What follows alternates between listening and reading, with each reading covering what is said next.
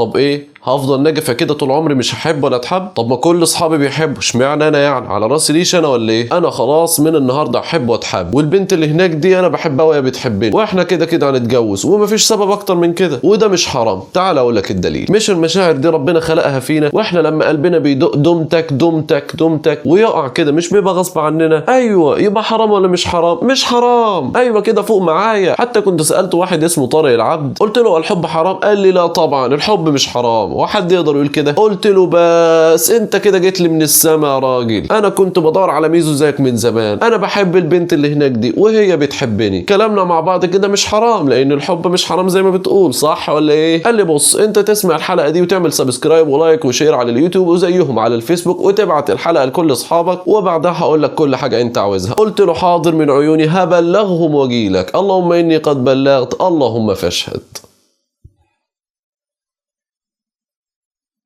ما تبدأ الانترو يا عم.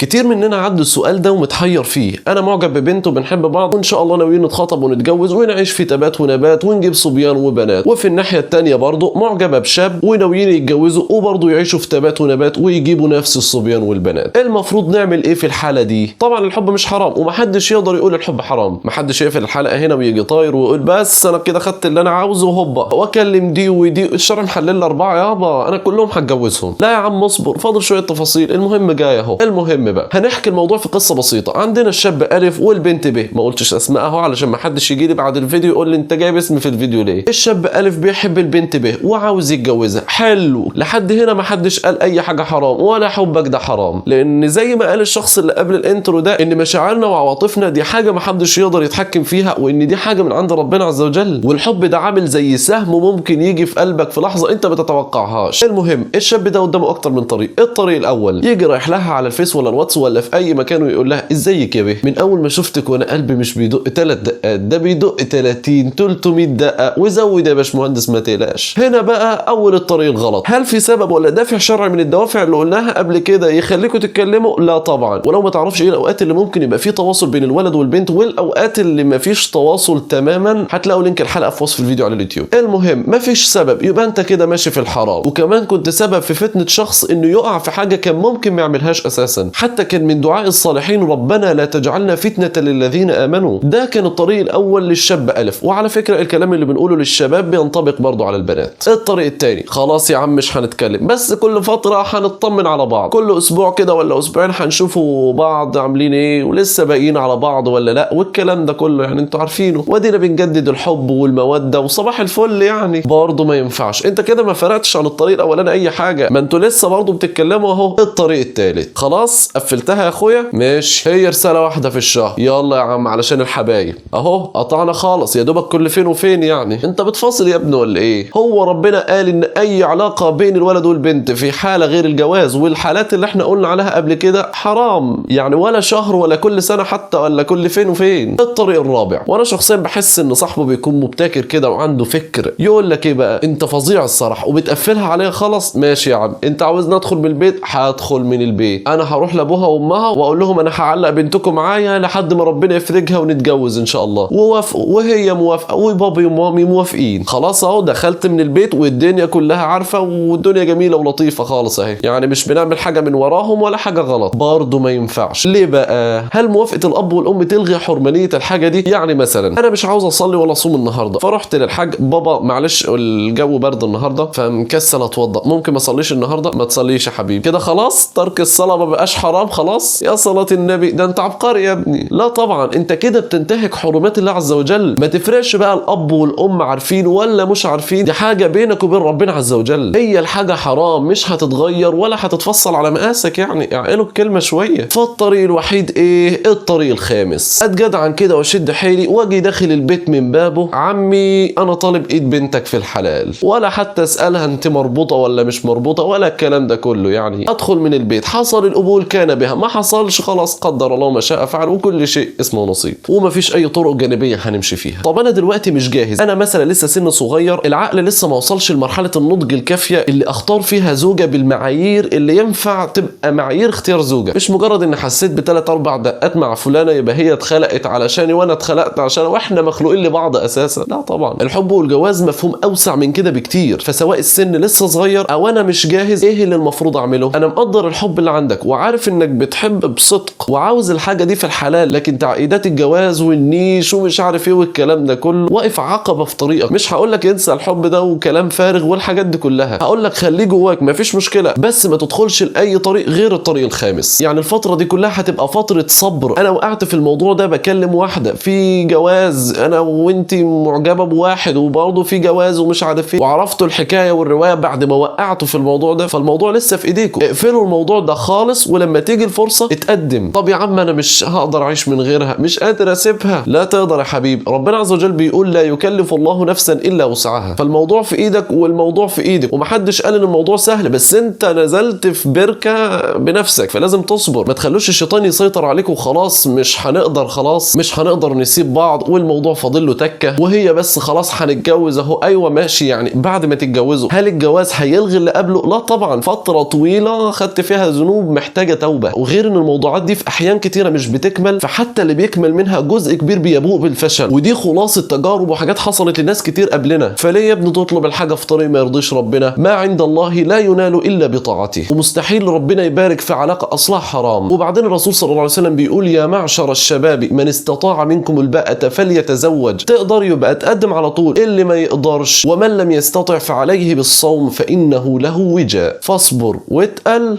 تاخد حاجه نظيفه. وطبعا علشان تلاقي حاجات نظيفه بعد كده لازم تدعمنا بلايك وشير وسبسكرايب على اليوتيوب وزيهم على الفيسبوك، وتبعت الحلقه لكل اصحابك الحبيبه والمش حبيبه برضو، يعني تدل على الخير كفاعله، يعني كانك عامل الفيديو مكاني. وتقول لهم طبعا قولوا رايكم في الكومنتات وايه اللي استفدتوه من الحلقه وايه اللي عاوزين تشوفوه الحلقات الجايه. ويعني بقى لو حد هيدعم ولو بدولار على موقع باتريون اللي موجود في وصف الفيديو. سلام، علشان نقدر نكمل ونطور من نفسنا ونطلع بحاجه نظيفه تعجبكم، مش كده ولا ايه؟ السلام عليكم. وحلمنا في قلبنا جوانا الخير يزيد، حتى النجوم في السماء عمرها ما تكون بعيد.